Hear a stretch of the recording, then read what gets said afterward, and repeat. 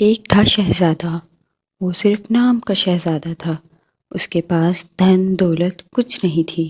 اس کا باپ ایک بہت مشہور بادشاہ تھا، لیکن اسے جوا کھیلنے کی بری عادت تھی۔ وہ اپنی ساری دولت یہاں تک کہ اپنا ملک بھی جوئے کی نظر کر چکا تھا۔ اس کے باپ نے مرتے وقت اسے بلا کر کہا، بیٹا مجھے افسوس ہے کہ میں تمہارے لیے اس محل کے سوا کچھ چھوڑ کر نہیں جا رہا، مگر مجھے تمہاری ذہانت اور ہنر مندی پر پورا بھروسہ ہے کہ تم ایک دن پھر اپنا کھویا ہوا ملک اور تخت و تاج دوبارہ حاصل کر لو گے۔ بادشاہ کے مرنے کے بعد رہی سہی دولت بھی بادشاہ کے قرضوں کی ادائیگی میں ختم ہو گئی۔ شہزادہ ایک بہادر اور ہنرمند نوجوان تھا۔ وہ اپنے ہاتھوں سے طرح طرح کی عجیب و غریب چیزیں بنا لیتا تھا۔ اس کے باغ میں ایک گلاب کا پودا تھا۔ اس پودے میں 5 برس میں صرف ایک ہی پھول کھلتا تھا۔ اس پھول کی خصوصیت یہ تھی کہ اسے ہر ایک پسند کرتا تھا۔ اس کی خوشبو پا کر پرستان کی پریاں وہاں آ جاتی تھیں۔ گلاب کے اس پھول کو جو ایک بار سونگھ لیتا تھا، اس کی ساری بیماریاں دور ہو جاتی تھیں۔ وہ عجیب و غریب پھول پودے پر 6 مہینے تک کھلا رہتا تھا۔ جب تک وہ پھول کھلا رہتا، ملک کے لوگ خوش و خرم رہتے، کسی کو غریبی میں بیماری کا دکھ نہیں اٹھانا پڑتا۔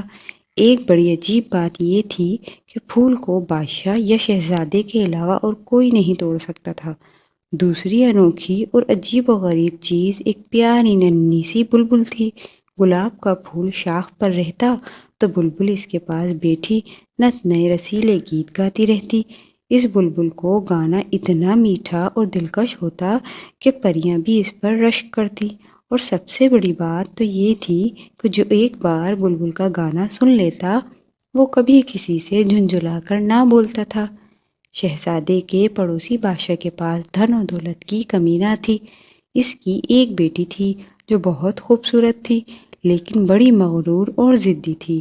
اس نے یہ عہد کر رکھا تھا کہ جو اس کے لیے سب سے انمول تحفے لائے گا وہ اس کے ساتھ شادی کرے گی۔ بڑے بڑے شہزادے طرح طرح کے تحفے لے کر آئے۔ کوئی انمول ہیرا لایا تو کوئی سچے موتیوں کا ہار تو کوئی کچھ اور بیش قیمتی تحفہ شہزادی کے لیے لایا۔ شہزادی نے ان تمام شہزادوں سے تحفے تو لے لیے، لیکن وہ شادی کے لیے تیار نہ ہوئی۔ اتنے قیمتی تحفے پا کر وہ لالچی ہو گئی تھی۔ غریب شہزادے کے کانوں تک بھی پڑوسی ملک کے بادشاہ کی بیٹی کی یہ بات پہنچی۔ اس کے پاس اتنی دولت تو تھی نہیں کہ وہ شہزادی کے لیے کوئی قیمتی چیز خریدتا۔ پھر بھی اس نے اپنی قسمت آزمانے کا فیصلہ کیا۔ اگلی بار جب اس کے باغ کا پھول کھلا تو اس نے گلاب کا پھول توڑ کر ایک پیالے میں رکھ لیا اور بلبل کو پکڑ کر چاندی کے پنجرے میں بند کر دیا۔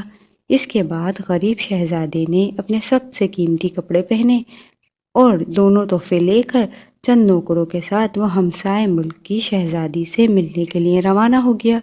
چند دن کے سفر کے بعد وہ شہزادی کے ملک میں پہنچا۔ شہزادی کو خبر ملی تو اس نے شہزادے کو شاہی محل کے اندر بلوایا۔ شہزادے کے ہاتھ میں کھلا ہوا سرخ پھول دیکھ کر شہزادی بولی، یہ پھول کس چیز کا بنا ہوا ہے؟ کیا یہ کسی یاقوت کو تراش کر بنایا گیا ہے؟ اس پھول کی خوشبو سے ہمارا سارا محل مہک اٹھا ہے۔ شہزادے نے کہا، پھر بھی آپ ایسا سوال کرتی ہیں، کیا یاقوت کے بنے ہوئے پھول سے خوشبو آ سکتی ہے؟ شہزادی چپ رہی۔ اسے اپنی کنیزوں پر بہت غصہ آ رہا تھا، کیونکہ وہ پھول کو گھیرے کھڑی تھی اور اس کی خوشبو سے مست ہو رہی تھیں۔ شہزادی نے بڑی نفرت اور حقارت سے کہا، مجھے ایسے 2 کوڑی کے پھول کی ضرورت نہیں۔ ایسے پھول تو میرے محل کے باغ میں روزانہ بے شمار کھلتے ہیں، لے جاؤ اسے۔ شہزادے نے یہ چاہا کہ شہزادی ایک بار گلاب کو قریب سے سونگھ لے تاکہ اس کا مزاج ٹھیک ہو جائے، لیکن اس نے شہزادے کی اس کوشش کو کامیاب نہ ہونے دیا اور کہا، ہم جھوٹا پھول سونگھنے کے عادی نہیں ہیں، کوئی اور چیز ہو تو دکھاؤ۔ شہزادے نے غصے کو ضبط کرتے ہوئے بلبل کا پنجرا پیش کیا۔ شہزادی نے پوچھا، کیا یہ بلبل کسی انمول پتھر کی بنی ہے؟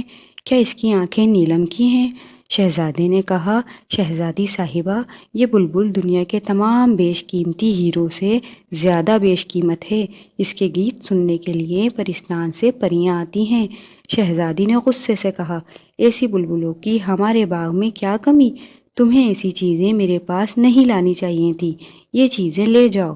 تم اپنے آپ کو شہزادہ کہتے ہو اور مجھے ایسا لگتا ہے کہ جیسے کوئی معمولی آدمی شہزادے کا بھیس بدل کر آ گیا ہو۔ شہزادے نے پھر بڑے نرم اور آہستہ لہجے میں کہا، دنیا میں آج تک کسی نے اس بلبل اور اس گلاب کے پھول کو 2 کوڑے کی چیزیں نہیں کہا۔ خیر آپ کی مرضی۔ اتنا کہہ کر شہزادہ وہاں سے لوٹ آیا۔ اس نے فیصلہ کر لیا کہ وہ شہزادی کے مزاج درست کر کے رہے گا۔ کچھ دن بعد ایک غریب لڑکا شہزادی کے استبل میں گھوڑوں کی دیکھ بھال کے لیے ملازم ہوا۔ لڑکا دیکھنے میں اچھا، کام میں ہوشیار اور مزاج کا بڑا اچھا تھا۔ سب لوگ اس کی تعریفیں کرتے۔ ایک اور خاص بات یہ تھی کہ اپنے کام سے فارغ ہو کر وہ لڑکا بیکار نہیں بیٹھتا تھا، طرح طرح کی چیزیں اور کھلونے بنایا کرتا تھا۔ ایک دن شہزادی اپنی سہیلیوں کے ساتھ اپنی پسند کا گھوڑا لینے کے لیے استبل میں آئی۔ استبل میں پہنچ کر اس نے سنا کہ کہیں سے گانے کی آواز آ رہی ہے، ساتھ ہی گھنگرو کی چھن چھن بھی۔ شہزادی بہت حیران ہوئی۔ گھوڑے کی بات تو وہ بھول گئی اور گانے والے کو تلاش کرنے لگی۔ شہزادی گھومتی ہوئی اس کونے میں جا پہنچی جہاں ایک انگیٹھی پر ایک دیگچی رکھی تھی۔ دیگچی کے گلے میں گھنگرو بندھے تھے اور وہ گانے کے ساتھ بج رہے تھے۔ شہزادی نے پوچھا، یہ کس کی دیگچی ہے؟ تبھی استبل میں کام کرنے والا نیا لڑکا نکل آیا۔ اس نے کہا، یہ دیگچی میری ہے۔ شہزادی نے اس سے پوچھا، کیا یہ ہمیشہ اسی طرح گاتی ہے؟ یہ تمہیں کہاں سے ملی؟ شہزادی نے حیرت سے پوچھا۔ لڑکے نے جواب دیا، ایک جادوگر نے میرے دادا کو دی تھی۔ یہ دیگچی تم مجھے دے دو، میں تمہیں منہ مانگا انعام دوں گی، شہزادی نے کہا۔ لڑکے نے پہلے تو بہت انکار کیا، لیکن شہزادی نے بہت اصرار کیا تو اس نے کہا، ایک شرط پر میں آپ کو یہ دیگچی دے سکتا ہوں۔ شرط یہ ہے کہ اس میں جو کھچڑی پک رہی ہے وہ آپ کو میرے ساتھ بیٹھ کر کھانا ہوگی۔ شہزادی دیگچی حاصل کرنے کے لیے بہت بے چین تھی۔ وہ راضی ہو گئی۔ اس نے اپنی سہیلیوں کو باہر کھڑا کیا اور لڑکے کے ساتھ بیٹھ کر کھچڑی کھائی۔ چلتے وقت لڑکے نے دیگچی شہزادی کو دے دی۔ کچھ دنوں بعد شہزادی ایک دن پھر اس استبل میں گئی۔ اس نے دیکھا کہ لکڑی کا بنا ہوا ایک چھوٹا سا گھوڑا باہر رکھا ہے۔ گھوڑا بہت ہی خوبصورت تھا۔ لڑکا گھوڑے کے پاس بیٹھا اسے سجا رہا تھا۔ شہزادی نے کہا، آہا کتنا پیارا گھوڑا ہے، کیا اس میں کوئی خوبی ہے؟ جی ہاں دیکھیے، لڑکے نے کہا اور گھوڑے کی ایک کل دبائی۔ دیکھتے ہی دیکھتے گھوڑا ہوا میں اڑنے لگا۔ اچھی خاصی اونچائی پر پہنچ کر وہ تھوڑی دیر بعد نیچے آ گیا۔ اس بار لڑکے نے ایک دوسری کل دبائی تو گھوڑے کے منہ سے اشرفیاں جھڑنے لگی۔ شہزادی کی خوشی کا کوئی ٹھکانہ نہ رہا۔ محل گئی اور اس نے کہا، مجھے یہ گھوڑا چاہیے، آپ اس کی جو قیمت چاہیں مجھ سے لے لیں۔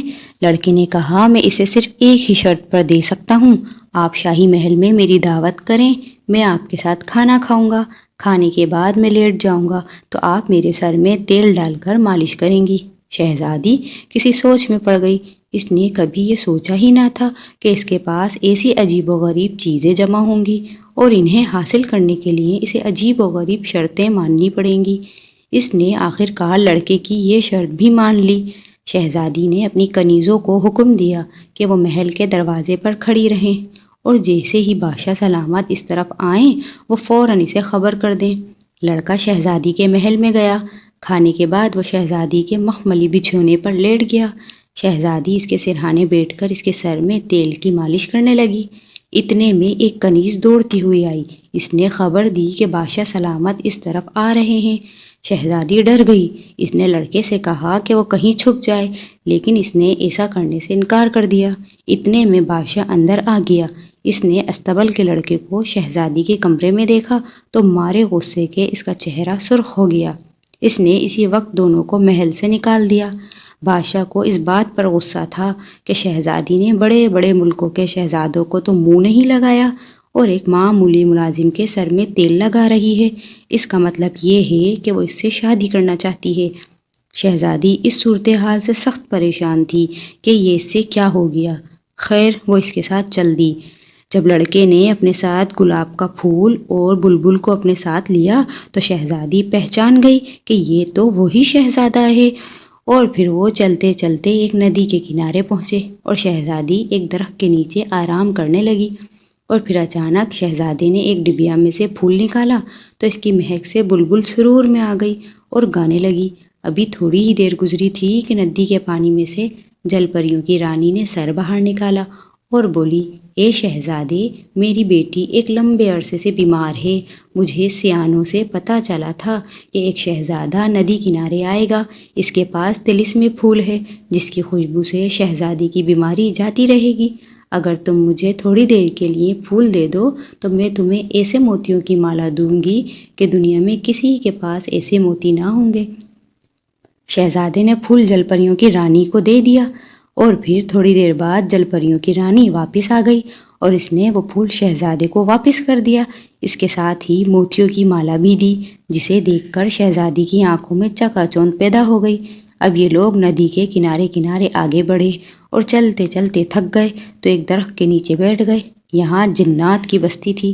یہاں بھی شہزادے نے پھول نکالا تو بلبل مست ہو کر گانا گانے لگی کہ اچانک وہاں ایک نہایت ہی خوفناک جن نمودار ہوا، جسے دیکھتے ہی شہزادہ اور شہزادی خوفزدہ ہو گئے۔ جن نے کہا، شہزادے خوفزدہ نہ ہو، میں عرصے سے تیرا انتظار کر رہا ہوں۔ میری بیٹی ایک عرصہ ہوا اداس اداس رہتی ہے، کسی بھی طرح اس کے چہرے پر مسکراہٹ ہی نہیں آتی۔ مجھے ایک جن نجومی نے بتایا تھا کہ اس پیڑ کے نیچے ایک شہزادہ آ کر ٹھہرے گا، اس کے پاس گانے والی بلبل ہے۔ شہزادی اگر اس بلبل کا گانا سنے گی تو خوش ہو جائے گی۔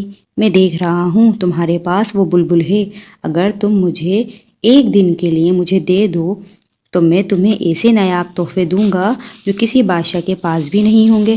شہزادے نے جنوں کے بادشاہ کو وہ دونوں چیزیں دے دیں اور یہ دونوں اس درخت کی ٹھنڈی چھاؤں میں شام تک بیٹھے رہے۔ شام ہوئی تو جنوں کا بادشاہ نمودار ہوا، اس نے شہزادے کو دونوں چیزیں واپس کیں اور کہا، اے شہزادے، میں جانتا ہوں تمہارے باپ نے اپنی حماقت سے بادشاہی کھو دی، میں تمہیں کچھ ایسے تحفے دیتا ہوں، اس کے ساتھ ہی یہ بھی بتاتا ہوں کہ تمہارے دادا نے شاہی باغ کے فوارے کے نیچے ایک بہت بڑا خزانہ دفن کیا ہوا ہے، تم جا کر اس کو نکالو اور عیش و آرام کی زندگی بسر کرو۔ جنوں کے بادشاہ نے شہزادے کو سرخ لالوں کا ہار دیا جس میں 20 ہیرے لگے ہوئے تھے۔ پھر شہزادہ اپنے ملک گیا اور اس نے وہ خزانہ حاصل کر لیا۔ پھر ایک دن شہزادی کو محل میں چھوڑ کر شہزادی کے بادشاہ باپ کے پاس گیا۔ شہزادی کے باپ نے اسے پہچان لیا اور اس کے ٹھاٹ باٹ دیکھ کر حیران رہ گیا۔ شہزادے نے اس کی خدمت میں موتیوں کی مالا پیش کی تو بادشاہ کو اندازہ ہو گیا کہ یہ شہزادہ تو ایسا تحفہ لایا ہے جو بڑے بڑے بادشاہوں کے خزانے میں بھی نہیں، اور پھر بادشاہ نے شہزادی کو بھی بلوا لیا اور اس کی شادی شہزادے کے ساتھ کر دی۔ اب شہزادی میں غرور بالکل نہ تھا۔ یہ لوگ پھر ہنسی خوشی لوٹ آئے اور شہزادے نے شہزادی کی فوج کے ساتھ اپنے ملک پر حملہ کر کے اس کو فتح کیا اور پھر بڑی سخاوت اور عدل کے ساتھ اپنے ملک پر حکومت کرنے لگا۔